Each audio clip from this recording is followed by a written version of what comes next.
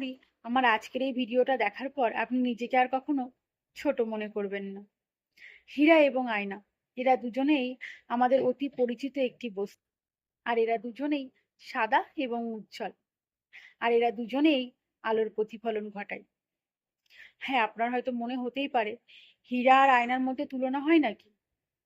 হীরা তো আয়নার চাইতে কত মূল্যবান একটি বস্তু। হ্যাঁ, আপনি ঠিক বলেছেন। কিন্তু ধরুন, আপনি কোনো একটি সোনার দোকান গেলেন, আর সেখানে আপনি একটি হীরের হার কিনবেন। হারটি কেনার পর আপনি কিসের খোঁজ করবেন? হ্যাঁ, ঠিক বলেছেন, আপনি আয়নারই খোঁজ করবেন। কারণ এই আয়নার মাধ্যমে আপনি বুঝতে পারবেন যে হারটা পরে আপনাকে ঠিক কেমন লাগছে, সেটা আপনাকে মানাচ্ছে কিনা। কি এই হীরের জন্য কি আয়নার গুরুত্ব কমে গেল? না, বরং এই আয়নার জন্যই আমরা হীরের মূল্যটা